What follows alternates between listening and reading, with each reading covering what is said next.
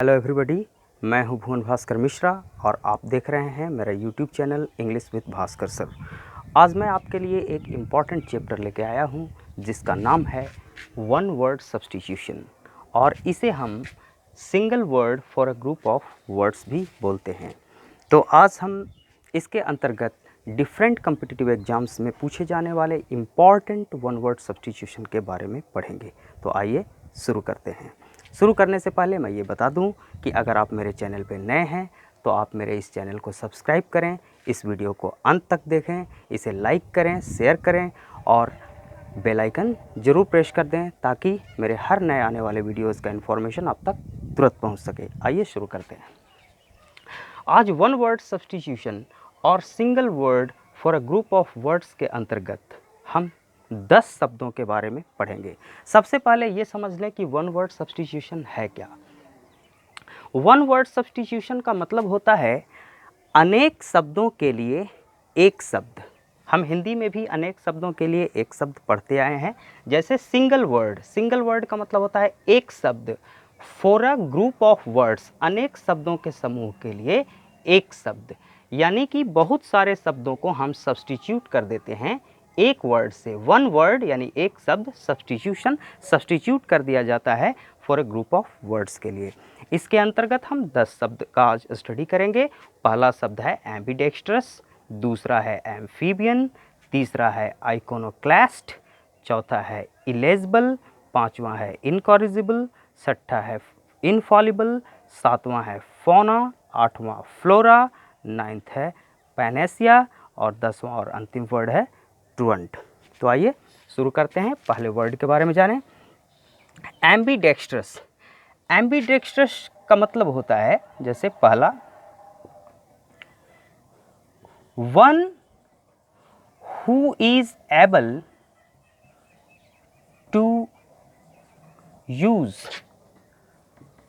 The left hand और the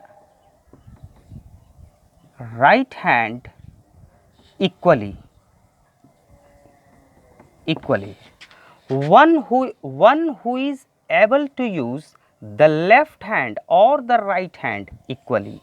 वैसा व्यक्ति जो अपने दाएं हाथ और बाएं हाथ का एक समान इस्तेमाल कर सकता है, यानी जितनी कुशलता से दायां हाथ का इस्तेमाल करता है उतने ही कुशलता से अपने बाएं हाथ का इस्तेमाल करता है, वैसे व्यक्ति को हम एम्बीडेक्स्ट्रस के नाम से जानते हैं। एम्बीडेक्स्ट्रस यानी वैसा व्यक्ति जो अपने दोनों हाथ का एक समान इस्तेमाल कर सकता है। A person who can use his both hands with equal facility. Okay. दूसरा शब्द है amphibian.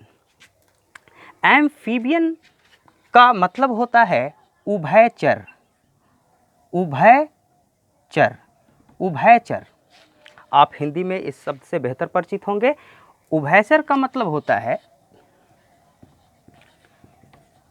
Animal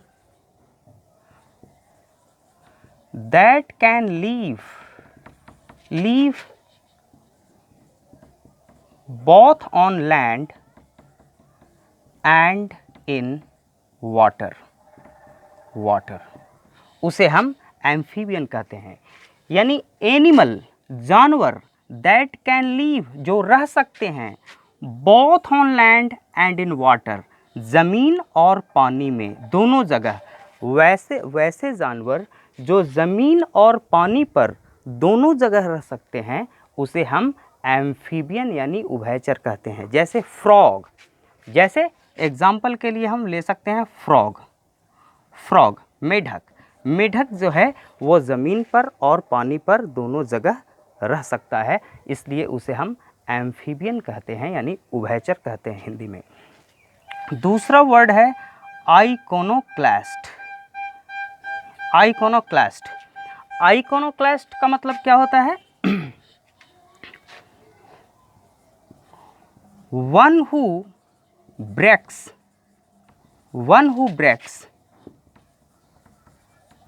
images and idols. One who breaks जो तोड़ता है, किसे तोड़ता है? इमेजेस एंड आइडल्स, प्रतिमाओं या और मूर्तियों को। जो प्रतिमाओं और मूर्तियों को तोड़ता है उसे हम आइकोनोक्लास्ट कहते हैं। आइकोनोक्लास्ट का मतलब होता है मूर्ति भंजक। मूर्ति भंजक यानी कि मूर्ति तोड़ने वाला। मूर्ति तोड़ने वाला। मूर्ति तोड़ने वाला। आइकोनोक्लास्ट का मतलब क्या हुआ? मूर्ति भंजक। मूर्ति भंजक। ओके। अब चौथा वर्ड है इलेजिबल। इलेजिबल का मतलब क्या होता है? चौथे वर्ड को देखें। That which cannot be red. That which cannot be red यानी कि अपाठ्य। अपाठ्य या अस्पष्ट। अस्पष्ट, जिसे पढ़ा नहीं जा सके। That which cannot be red, जिसे नहीं पढ़ा जा सके या जो पढ़ने में अस्पष्ट है। विच इज़ डिफ़िकल्ट और इम्पॉसिबल टू रीड, उसे हम इलेजिबल कहते हैं। जैसे इलेजिबल सिग्नेचर। एग्जाम्पल के लिए देख लें।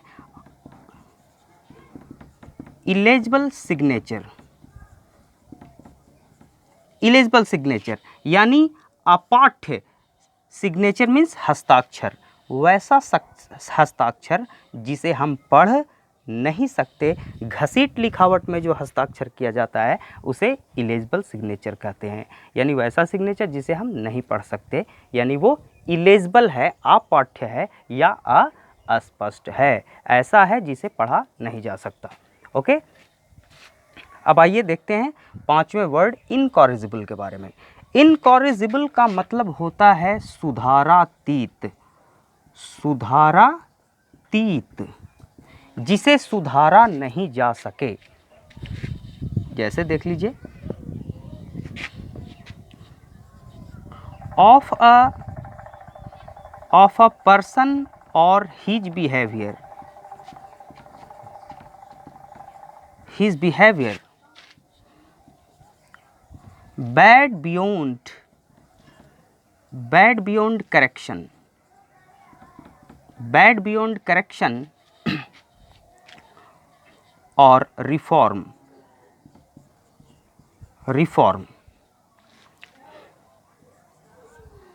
bad beyond correction और reform। किसी भी व्यक्ति, ऑफ ए पर्सन, किसी भी व्यक्ति या उसके व्यवहार के बारे में जो इतना ख़राब हो जिसको सुधारा नहीं जा सकते। यानी बैड बियॉन्ड करेक्शन। बियॉन्ड का मतलब होता है से परे, करेक्शन मतलब सुधार, रिफॉर्म दोनों एक ही है। यानी किसी व्यक्ति या उसके व्यवहार के बारे में जो इतना ख़राब हो जिसे सुधारा नहीं जा सकता, उसे हम इनकॉरिजिबल यानी सुधारातीत कहते हैं। इनकॉरिजिबल। ओके। अब आइए छठा वर्ड इनफॉलिबल के बारे में पढ़ते हैं। इनफॉलिबल का मतलब होता है अचूक। अचूक यानी जिससे गलती ना हो। जिससे गलती ना हो उसे इनफॉलिबल कहते हैं। वन हु या दैट विच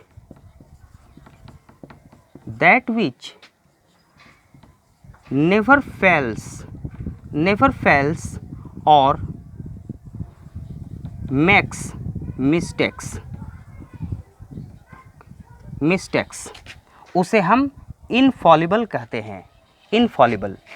वन हु वैसा व्यक्ति या दैट विच वैसा कोई वस्तु या चीज़ जो कभी भी असफल न हो। नेवर फेल्स या नेवर मेक मिस्टेक्स, कभी भी गलती न करे। जैसे हम बोलते हैं ना, एग्जाम्पल के लिए यहाँ पे देख लें। एग्जाम्पल, इनफॉलिबल कंप्यूटर यानी वैसा कंप्यूटर जिससे कभी भी कोई चूक नहीं होती, कभी भी कोई गलती नहीं होती, उसे हम इनफॉलिबल कंप्यूटर बोलते हैं। अब देख लीजिए दूसरा एग्जाम्पल,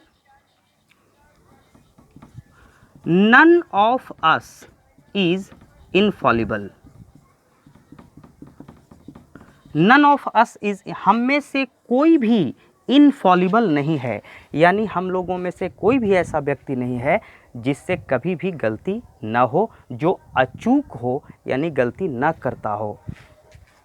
जैसे एक और एग्जांपल देखें, doctors are not infallible, doctors infallible नहीं हैं, यानी कोई भी ऐसा डॉक्टर नहीं है जिससे कोई गलती ना होती हो। इनफॉलिबल का मतलब वैसा व्यक्ति जिससे कभी कोई चूक या कभी कोई गलती नहीं होती, यानी जो अचूक हो, यानी गलती तो हर किसी से होती है, यानी कोई भी इनफॉलिबल नहीं है। ओके, तो ये एग्जाम्पल्स थे। अब आइए 7वां वर्ड फौना के बारे में पढ़ते हैं। फौना का मतलब होता है all animals of a particular area और रीजन, और रीजन फौना बोलते हैं उसे, फौना, यानी कि किसी भी खास स्थान या क्षेत्र के सारे जानवरों को हम फौना बोलते हैं। और फ्लोरा 8वां वर्ड है फ्लोरा, यानी कि plants of a particular area और region, plants of a particular area और रीजन, फ्लोरा। ये दोनों ही वर्ड फ्लोरा एंड फौना ये एक साथ इस्तेमाल होते हैं। जैसे एग्जाम्पल के लिए देख लीजिए, ये दोनों वर्ड फ्लोरा एंड फौना एक साथ इस्तेमाल होते हैं। Example, local flora and fauna, local flora and fauna. यहाँ फ्लोरा एंड फौना का मतलब हुआ प्लांट्स एंड एनिमल्स, एनिमल्स, सीधे सीधे फ्लोरा एंड फौना का मतलब प्लांट्स एंड एनिमल्स समझिए। स्थानीय plants and animals, local flora and fauna, स्थानीय पौधे और जानवर। अब दूसरा एग्जांपल देख लीजिए, अल्पाइन फ्लोरा, अल्पाइन फ्लोरा यानी कि पर्वतीय पौधे, फ्लोरा मीन्स प्लांट्स, पर्वत पे उगने वाले पौधे। अब एक और एग्जांपल देख लीजिए, rare species of flora and fauna, rare species यानी दुर्लभ प्रजाति of flora and fauna, plants and animals, यानी प्लांट्स एंड एनिमल्स के दुर्लभ प्रजाति। फ्लोरा मीन्स हो गया प्लांट्स और fauna means animals, flora and plants and animals के दुर्लभ प्रजाति। तो इस तरीके से हम लोगों ने फ्लोरा एंड फौना के बारे में पढ़ा, दोनों एक साथ इस्तेमाल होने वाले वर्ड्स हैं। अब आइए पढ़ते हैं पैनेसिया, जो 9th वर्ड है पैनेसिया, उसके बारे में। ए cure for all diseases, A cure मतलब इलाज, फॉर ऑल डिजीजेज सारे बीमारियों का इलाज, उसे हम पैनेसिया के नाम से, पैनेसिया का मतलब होता है रामबाण, रामबाण, पैनेसिया मीन्स रामबाण, यहाँ पे लिख देते हैं रामबाण, पैनेसिया मीन्स रामबाण, यानी ए cure for all diseases, cure का मतलब होता है इलाज, और फॉर ऑल डिजीजेस सारे बीमारियों के लिए इलाज। या हम ऐसे कह सकते हैं कि your stand is a Panacea for this predicament, तुम्हारा जो विचार है वो इस दुविधा की स्थिति के लिए रामबाण है। प्रेडिकमेंट का मतलब होता है दुविधा की स्थिति, और पैनेसिया मीन्स रामबाण। योर स्टैंड यानी तुम्हारा विचार इज अ पैनेसिया, रामबाण है फॉर दिस प्रेडिकमेंट। ओके, अब आइए पढ़ते हैं 10वें और अंतिम वर्ड ट्रुएंट के बारे में। A child who stays away away from school without permission, without permission, without permission। वैसा बच्चा, ए चाइल्ड, वैसा बच्चा who stays away from school, जो विद्यालय से दूर रहता है यानी विद्यालय नहीं जाता है, विदाउट परमिशन, बिना अनुमति के। वैसा बच्चा जो बिना अनुमति के विद्यालय नहीं जाता है उसे हम ट्रुएंट कहते हैं, ट्रुएंट। या हम कह सकते हैं a child who cuts classes, a child who cuts classes, classes without permission, permission। वैसा बच्चा जो बिना अनुमति के अक्सर विद्यालय से दूर रहता है, क्लास नहीं करता है, उसे हम ट्रुएंट कहते हैं। तो इस तरीके से हम लोगों ने 10 वर्ड्स के बारे में आज पढ़ा। आप इस वीडियो को पूरा देखें और देखने के बाद नीचे कमेंट बॉक्स में जाके ये ज़रूर बताएं कि ये वीडियो आपको कैसा लगा, और इस वीडियो को लाइक करें, शेयर करें, और अब तक आपने मेरे चैनल को अगर सब्सक्राइब नहीं किया है तो प्लीज़ इसे सब्सक्राइब कर दें। मिलते हैं जल्दी ही एक ऐसे ही वीडियोज़ के साथ, तब तक के लिए आपका बहुत बहुत धन्यवाद।